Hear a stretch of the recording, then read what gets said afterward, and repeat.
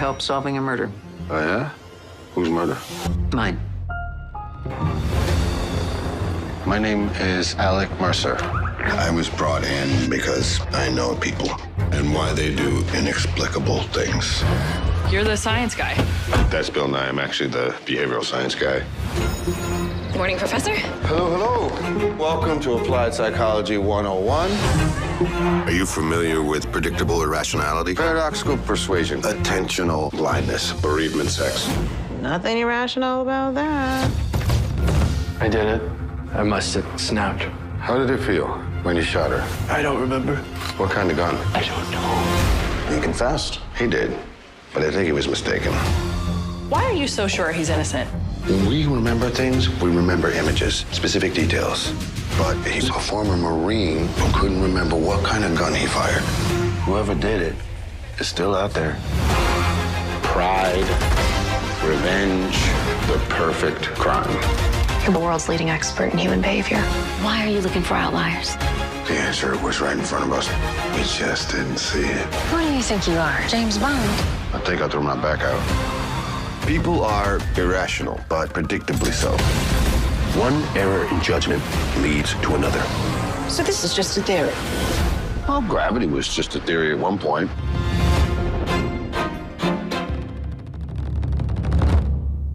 Okay.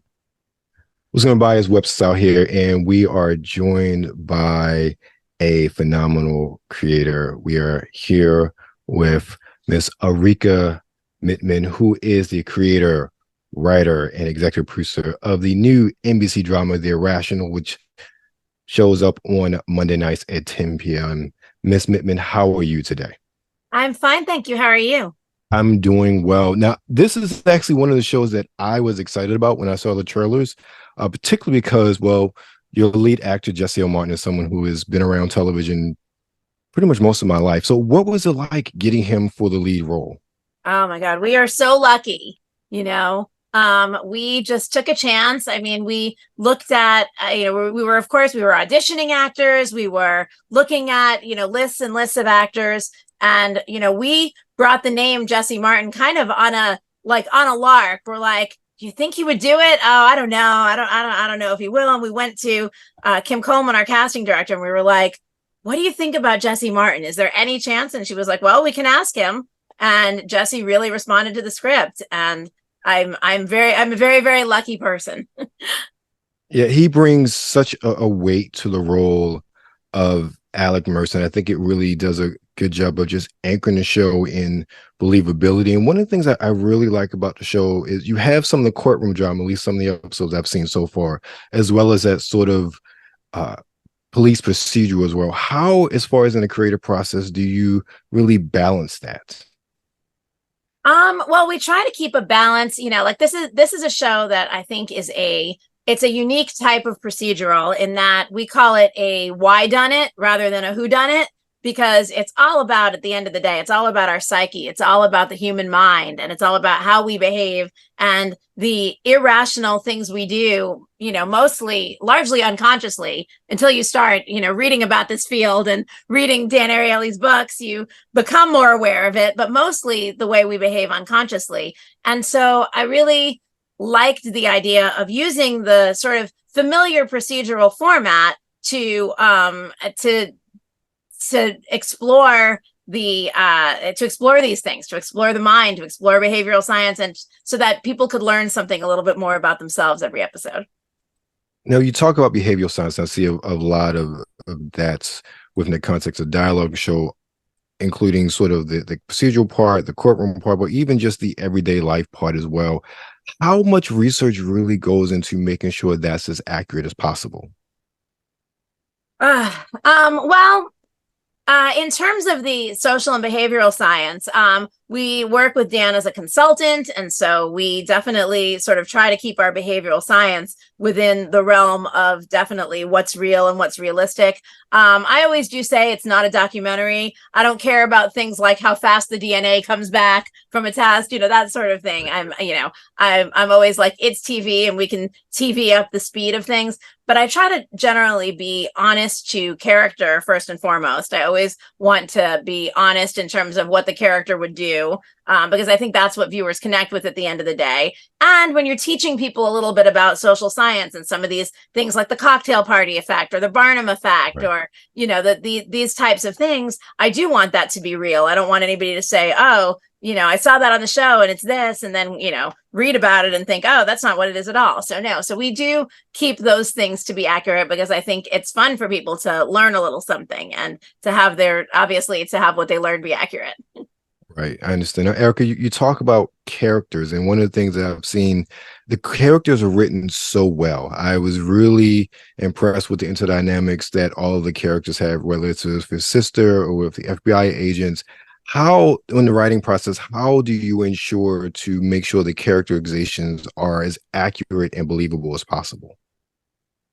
Well, oh gosh, I mean, I think that character always ends up being a collaboration between the character that's on the page and what the actor brings to it, right? Like there's a character that I came up with when I wrote the pilot, and then once you start doing the episodes, you start making it, the actor brings a little something to that role, and then you start finding yourself writing to that and writing to the way the actor is playing that character, you know. And so that's what I do, I think, for me, and that's what, you know, what we do in the writers' room is we don't stay rigid to, well, this is the way it was written in episode 1. You know, you start to feel it along with the actors, and I think that's a great thing because that makes the characters, as you said, more real, more honest, because it's coming from both the place of, here's a character we created, and here is what these wonderfully talented actors bring to the role. So now you have a long history in television. How is working on The Irrational a new experience for you personally?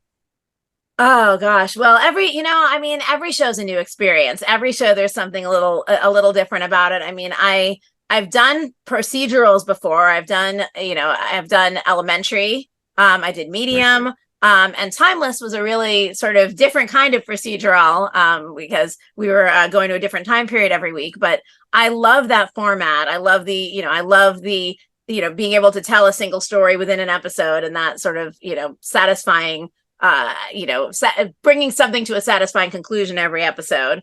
But I also like having the character through line to, you know, I think those serialized stories help explore character.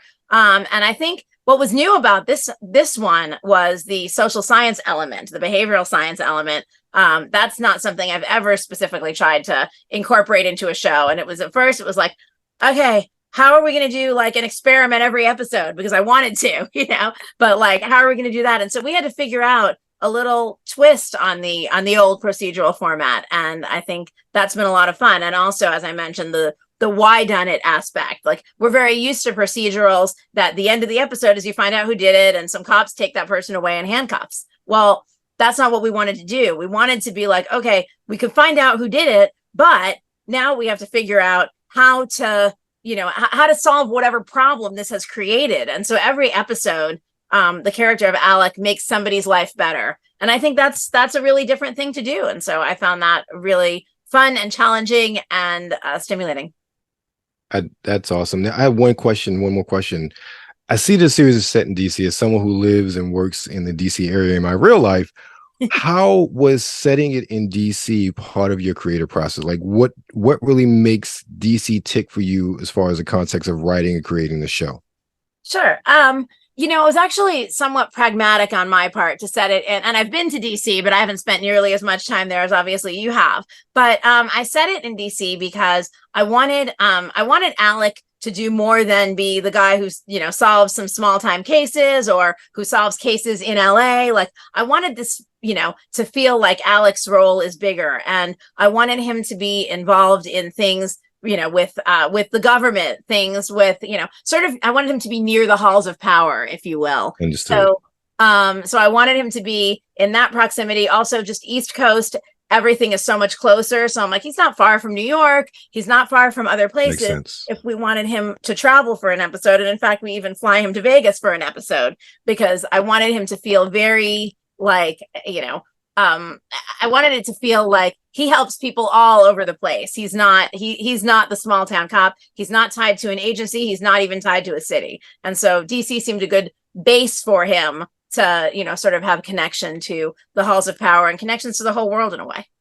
That's great logic. I never would have thought about it in that way, but it does really give that mobility of going up or down or even West Coast to really further out and flesh out stories, especially, as you go on with the seasons, with the many more seasons that you will have. I'm speaking into existence. I hope so. I hope so.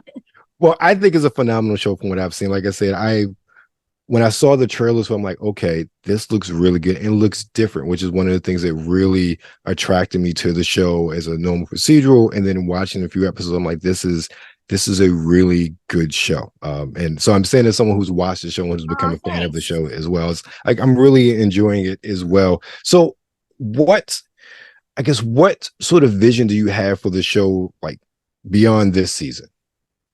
Well, I think what's great about a procedural show is there are an endless number of cases that Alec can come up against. And for us, in terms of the serialized arc, this season was about Alec's past and coming to terms with what really happened in the church bombing in which, he was burned.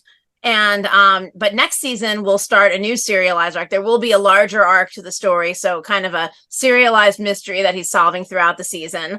I by the way, I am also willing season 2 into existence by talking about it. But I have plans for that.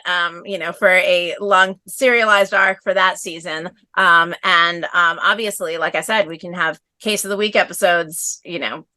For 5, 6, 7 seasons, however many we're lucky enough to get. Well, thank you, Arika, for your time. You guys make sure you check out The Irrational Monday nights on NBC at 10 p.m. and also check it out on Peacock.